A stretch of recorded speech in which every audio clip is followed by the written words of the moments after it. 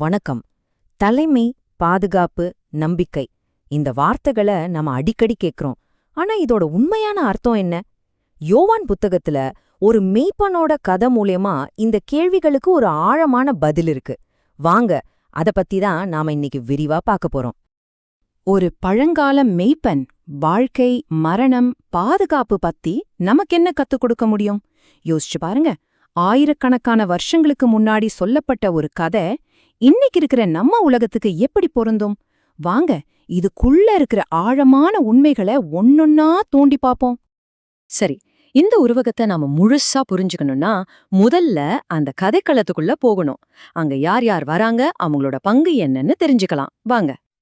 இந்த கதையோட ஹீரோ இல்லனா மையப்புள்ளி யாருன்னா அது மெய்ப்பன் தான். இங்க இயேசுவே தன்னை நல்ல மெய்ப்பன் அப்படின்னு சொல்றாரு. அதாவது அவர்தான் மக்களோட உண்மையான தலைவர், உண்மையான பாதுகாவலர். மெய்ப்பன் இருந்தா ஆடுகளும் இருக்கணும் இல்லையா? சோ இங்க ரெண்டு முக்கியமான விஷயங்கள் இருக்கு. ஒன்னு ஆடுகள், இன்னொன்னு ஆட்டுத் தொழுவம். ஆடுகள்னா இயேசுவை பின்பற்ற விசுவாசிகள். ஆட்டுத் தொழுவம்னா அந்த விசுவாசிகள் பாதுகாப்பா இருக்கிற ஒரு இடம், அதாவது கடவுளோட பராமரிப்பு. சரி, இந்த பாதுகாப்பான இடத்துக்குள்ள எப்படி நுழையிறது? இது ரொம்ப ரொம்ப முக்கியமான ஒரு கேள்வி இல்லையா? வாங்க பாக்கலாம். இந்த ஆட்டுத் தொழுவத்துக்குள்ள போகணும்னா ஒரே ஒரு வழிதான் இருக்குதான். அது என்னன்னா அந்த வாசல். இங்கதான் ஒரு முக்கியமான ட்விஸ்ட். இயேசுவே தன்னைத்தான் அந்த வாசல் அப்படின்னு சொல்றாரு. அதாவது வாசலால உள்ள வராம வேற வழியில ஏறி குதிச்சு வர்றவன் திருடன் அப்படின்னு சொல்லப்படுது. இதோட அர்த்தம் ரொம்ப சிம்பிள். சரியான வழியில வராம குறுக்கு வழியில வரவங்க ஆபத்தானவங்க. ஒரே ஒரு வழிதான் சரி, மத்ததெல்லாம் தப்புன்னு தெளிவா சொல்லியிருக்காங்க. இப்போதான் ஒரு உண்மையான மெய்ப்பனுக்கும் மத்தவங்களுக்கும் என்ன பெரிய வித்தியாசங்கிறத நம்ம பார்க்க போறோம். இங்க பாருங்க, ரெண்டு விதமான தலைவர்களை ஒப்பிட்டு காட்டுறாங்க. ஒரு பக்கம் நல்ல மெய்ப்பன், அவர் ஆடுகளுக்கு சொந்தக்காரர், அதுக்காக உயிரைய கொடுப்பார். இன்னொரு பக்கம் கூலிக்காரன், அவர் சம்பளத்துக்காக மட்டும் வேலை செய்றவன். ஆபத்து வந்தா ஆடுகளை விட்டுட்டு ஓடு போடுவான். ஏன்னா மேய்ப்பனுக்கு ஆடுகள் மேல பாசம், கூலிக்காரனுக்கு பணம் மேலதான் பாசம். இதுதான் அந்த பெரிய வித்தியாசம். இதுல இன்னொருத்தரும் வர்றாரு, திருடன். அவனோட நோக்கம் ரொம்பவே மோசமானது. திருடனும் கொல்லணும், அழிக்கணும். இதுக்காக மட்டும்தான் அவன் வருவானாம். அவன ஒரு அழிவு சக்தியா இங்க காட்டுறாங்க. அந்த திருடனுக்கு நேர் எதிரா மேய்ப்பனோட நோக்கம் இருக்கு. இயேசு என்ன சொல்றாருன்னா, நான் அவைகளுக்கு ஜீவன் உண்டாயிருக்கவும் அது பரிபூர்ணப்படவும் வந்தேன் அப்படின்னு. அதாவது ஒரு முழுமையான நிறைவான வாழ்க்கையை கொடுக்கத்தான் அவர் வராரு. இது வெறும் சடங்கு சம்பிரதாயம் பத்தினது இல்ல, ஒரு உண்மையான அர்த்தமுள்ள வாழ்க்கைய பத்தினது. சரி, அப்போ அந்த மெய்ப்பனுக்கும் ஆடுகளுக்கும் நடுவுல இருக்கிற அந்த உறவு எப்படிப்பட்டது? அதுக்கு ஆதாரம் என்னன்னா அங்கீகாரம், அப்புறம் நம்பிக்கை. இது எப்படின்னா, மேய்ப்பன் தன் ஆடுகளை பேர் சொல்லி கூப்பிடுவானா. ஆடுகளும் அவனோட குரலை கேட்டு அவனை பின்தொடரும். ஏன்னா அதுக்கு அவனோட குரல் நல்லா தெரியும். வேற யாராவது கூப்பிட்டா அது பின்னாடி போகாது. யோசிச்சு பாருங்க, எவ்வளவு ஒரு ஆழமான உறவு இது. போலியான குரல்களுக்கு நடுவுல உண்மையான குரலை அடையாளம் கண்டு சரியான தலைவரை பின்தொடர்றது. ஆனா இந்த மெய்ப்பனோட அக்கறை ஒரு குறிப்பிட்ட மந்தையோட நின்னுடுதா? இல்லவே இல்ல. அது ஒரு குழுவையும் தாண்டி போகுது. இங்கதான் ஒருங்கிணைப்புங்கிற ஒரு அருமையான கருத்து உள்ள வருது. அதாவது மற்ற ஆடுகள் அப்படின்னு ஒரு வார்த்தை வருது.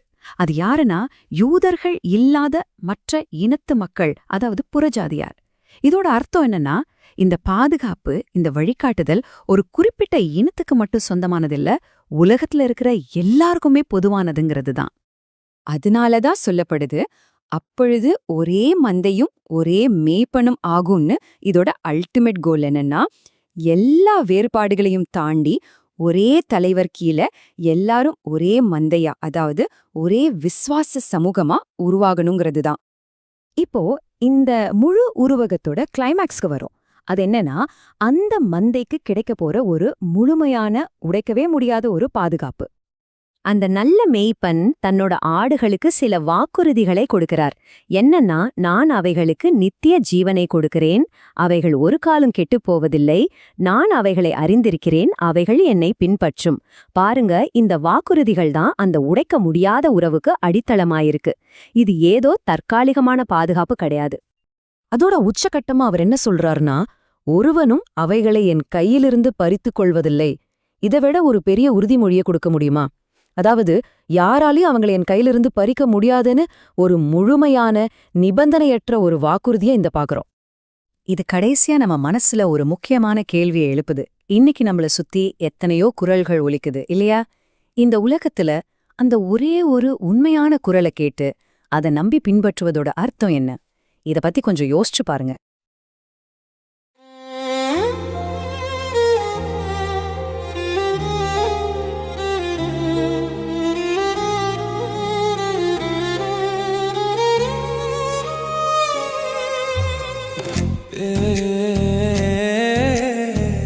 கேளு கேளு, அந்த குரல் வந்தாச்சு. இயேசு அழைக்கிறார். இருட்டு நடுவே ஒளி மின்னுது, தூரம் போன பாதை திரும்புது. பெயர் சொல்லி அவர் அழைக்கிறார், அந்த சத்தம் உள்ளம் தொடுது. பல குரல்கள் உலகம் பேசுது, மனசு குழம்பி தள்ளாடுது. ஆனா உண்மை சொல்லும் ஒரே குரல் என்னை நேரா நடத்துது. குரல் கேட்டது நான் வந்தேன், பயம் எல்லாம் விட்டு ஓடினேன். கை பிடிச்சு அவர் நடத்த புது வாழ்க்கை நான் கண்டேன். குரல் கேட்டது நான் வந்தேன், பாதையெல்லாம் தெளிவானேன். என் மேய்ப்பன் இயேசுவே, உன்னோட நான் சேர்ந்தேன்.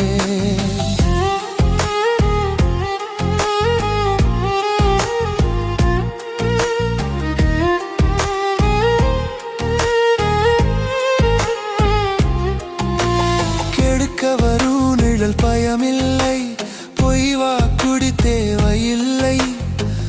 உயிர் கொடுத்த அன்பு அவர், அந்த அன்புக்கு ஈடு இல்லை. ஓடிடுவான் கூலிக்காரன், புயல் வந்தா விட்டு போவான். ஆனா என்னை தேடி வந்தார், என் நாமம் சொல்லி கூப்பிட்டார். குரல் கேட்டது நான் வந்தேன், சந்தேகம் எல்லாம் முடிந்தேன். என் கையல்ல அவர் கையில், பாதுகாப்பு நான் அடைந்தேன். குரல் கேட்டது நான் வந்தேன், வாழ்க்கை பாடல் நான் ஆனேன். என் மேய்ப்பன் இயேசுவே, என்று உன்னோடே இருப்பேன். ஒரே மேய்ப்பன், ஒரே வழி, ஒரே நம்பிக்கை, ஒரே ஒளி. யாரும் என்ன பறிக்க முடியாது, அவர் கையில என் வாழ்வு உறுதி. குரல் கேட்டது நான் வந்தேன், உலகம் கூட ஆடுதே. நீ என் மேய்ப்பன் இயேசுவே, உன்னால நான் வாழ்கிறேன். குரல் கேட்டது நான் வந்தேன், சத்தமிட்டு நான் சொல்வேன். என் மேய்ப்பன் இயேசுவே, நீதான் எல்லாம். அந்த குரல் என் உயிர், என் இயேசு.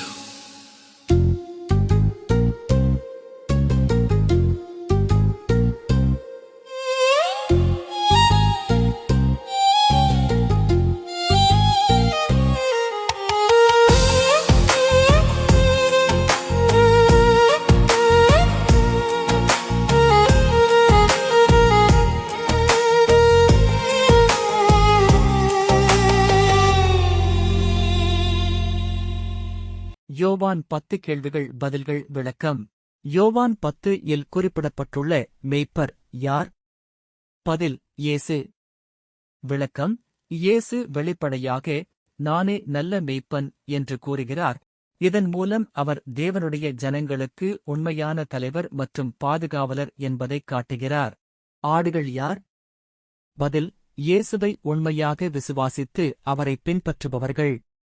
விளக்கம்: ஆடுகள் அவருடைய சத்தத்தைக் கேட்டு விசுவாசத்துடனும் கீழ்ப்படுதலுடனும் பதிலளிக்கின்றன. ஆட்டுத் தொழுவம் எதைக் குறிக்கிறது? பதில்: தேவனுடைய பராமரிப்பில் உள்ள அவருடைய ஜனங்கள். விளக்கம்: ஆட்டுத் தொழுவம் தேவன் வழங்கும் பாதுகாப்பையும் சொந்தம் என்ற உணர்வையும் அரணையும் காட்டுகிறது. ஆடுகளுக்கான வாசல் அல்லது கதவு யார்? பதில்: இயேசு. விளக்கம்: இயேசு தாமே வாசல் என்று கூறுகிறார். அதாவது இரட்சிப்புக்கும் உண்மையான வாழ்க்கைக்கும் அவரே ஒரே வழி. வாசல் வழியாக நுழைவது ஏன் முக்கியம்? பதில்: அது தேவனிடம் செல்வதற்கான சரியான மற்றும் உண்மையான வழியைக் காட்டுகிறது. விளக்கம்: வேறு வழியில் நுழைபவர் திருடன் அல்லது கொள்ளைக்காரன் என்று அழைக்கப்படுகிறார், அதாவது அவர்கள் கள்ளப் போதகர்கள் அல்லது தவறான பாதைகள். திருடன் எதற்காக வருகிறான்? பதில்: திருடவும், கொல்லவும், அழிக்கவும். விளக்கம்: இது சாத்தானின் வேலையை விவரிக்கிறது. தீங்கு, பொய்கள் மற்றும் ஆவிக்குரிய மரணத்தை கொண்டு வருதல். யோவான் 10 இன்படி இயேசு ஏன் வந்தார்? பதில்: வாழ்வை நிறைவாகக் கொடுக்க. விளக்கம்: இயேசு வெறுமையான மதத்தை அல்ல, முழுமையான, அர்த்தமுள்ள, நித்திய ஜீவனை வழங்குகிறார். ஒரு நல்ல மேய்ப்பர் கூலிக்கு வேலை செய்பவரிடமிருந்து எப்படி வேறுபடுகிறார்? பதில்: நல்ல மேய்ப்பர் ஆடுகளுக்காக தியாகம் செய்கிறார், கூலிக்கு வேலை செய்பவர் ஓடிப்போகிறார். விளக்கம்: இயேசு தம்முடைய ஜீவனைக் கொடுக்கிறார், ஆனால் கூலிக்கு வேலை செய்பவர் ஆடுகளைப் பற்றி கவலைப்படாமல் ஊதியத்தைப் பற்றி மட்டுமே கவலைப்படுகிறார். இயேசு தம்முடைய ஜீவனைக் கொடுக்கிறார் என்பதன் அர்த்தம் என்ன? பதில்: அவர் மனமுவந்து மற்றவர்களுக்காக மரிக்கிறார். விளக்கம்: இயேசுவின் மரணம் ஒரு விபத்து அல்ல, அது மனிதகுலத்திற்காக செய்யப்பட்ட ஒரு அன்பான தியாகம். யாராவது இயேசுவிடமிருந்து அவருடைய ஜீவனைப் பறிக்க முடியுமா? பதில்: முடியாது. விளக்கம்: அதைக் கொடுக்கவும் மீண்டும் எடுத்துக்கொள்ளவும் தமக்கு அதிகாரம் உண்டு என்று இயேசு தெளிவாகக் கூறுகிறார். ஆடுகள் அவருடைய சத்தத்தை அறிந்திருக்கின்றன என்பதன் அர்த்தம் என்ன? பதில்: விசுவாசிகள் இயேசுவின் சத்தியத்தை அடையாளம் கண்டுகொள்கிறார்கள். விளக்கம்: உண்மையான சீடர்களால் பொய்களிலிருந்தும் தவறான போதனைகளிலிருந்தும் தேவனுடைய சத்தத்தை பிரித்தறிய முடியும். ஆடுகள் ஏன் அந்நியர்களைப் பின்பற்றுவதில்லை? பதில்: அவை தவறான சத்தங்களை அடையாளம் கண்டுகொள்வதில்லை. விளக்கம்: தேவனுடைய சத்தியம் விசுவாசிகளை வஞ்சனையிலிருந்து பாதுகாக்கிறது. இயேசு குறிப்பிடும் மற்ற ஆடுகள் யார்? பதில்: அவரை விசுவாசிக்கப் போகும் புறஜாதியினர், யூதரல்லாதவர்கள். விளக்கம்: இரட்சிப்பு இஸ்ரவேலருக்கு மட்டுமல்ல, எல்லா மக்களுக்கும் உரியது என்பதை இயேசு காட்டுகிறார். ஒரே மந்தையும் ஒரே மேய்ப்பனும் என்பதன் அர்த்தம் என்ன? பதில்: கிறிஸ்துவுக்குக் கீழ் எல்லா விசுவாசிகளுக்கும் இடையே உள்ள ஒற்றுமை. விளக்கம்: இயேசுவின் உண்மையான சபையில் பிரிவு இல்லை, ஒரே தலைவர், இயேசு மட்டுமே. இயேசுவின் வார்த்தைகளைக் குறித்து யூதர்கள் ஏன் பிளவுபட்டிருந்தார்கள்? பதில்: சிலர் அவர் சத்தியத்தை பேசுகிறார் என்று நம்பினார்கள், மற்றவர்களோ அவர் பைத்தியம் பிடித்தவர் அல்லது பிசாஸ் பிடித்தவர் என்று நினைத்தார்கள். விளக்கம்: இயேசுவின் அதிகாரம் அவர்களுடைய பாரம்பரியங்களையும் பெருமையையும் சவால் செய்தது. பிரதிஷ்டை பண்டிகையின் போது யூதர்கள் இயேசுவிடம் என்ன கேள்வி கேட்டார்கள்? பதில்: அவர் உண்மையாகவே மேசியாதானா என்று கேட்டார்கள். விளக்கம்: அவர்கள் ஒரு தெளிவான பதிலை விரும்பினார்கள், ஆனால் அவருடைய செயல்களை நம்ப மனமில்லாமல் இருந்தார்கள். அவருடைய அற்புதங்களைப் பார்த்தும் அவர்கள் ஏன் இயேசுவை நம்பவில்லை? பதில்: ஏனென்றால் அவர்கள் அவருடைய ஆடுகள் அல்ல. விளக்கம்: அற்புதங்களைக் காண்பதால் மட்டுமல்ல, அவரோடு இணைந்திருப்பதால்தான் விசுவாசம் வருகிறது என்று இயேசு விளக்குகிறார். இயேசு தம்முடைய ஆடுகளைக் குறித்து என்ன வல்லமையான வாக்குறுதியை அளிக்கிறார்? பதில்: அவர்கள் ஒருபோதும் கெட்டுப் போவதில்லை, ஒருவரும் அவர்களை அவருடைய கையிலிருந்து பறித்துக் கொள்ள முடியாது. விளக்கம்: இது கிறிஸ்துவுக்குள் முழுமையான பாதுகாப்பையும் நித்திய பாதுகாப்பையும் காட்டுகிறது. யோவான் 10 சுருக்கம். யோவான் 10 இயேசுவை தம்முடைய ஆடுகளை நேசித்து, பாதுகாத்து, அவர்களுக்காக தம் உயிரைக் கொடுக்கும் நல்ல மேய்ப்பராக காட்டுகிறது. அவரே நித்திய ஜீவனுக்கு ஒரே வழி. அவருடைய சீடர்கள் அவருடைய சத்தத்தை அறிந்திருக்கிறார்கள், அவருடைய கைகளில் என்றென்றைக்கும் பாதுகாப்பாக இருக்கிறார்கள். இயேசு வாழ்வை மட்டுமல்ல, முழுமையான மற்றும் அர்த்தமுள்ள வாழ்வையும் கொடுக்கிறார். எந்தவொரு சக்தியாலும் அவருடைய மக்களை அவரிடமிருந்து பிரிக்க முடியாது.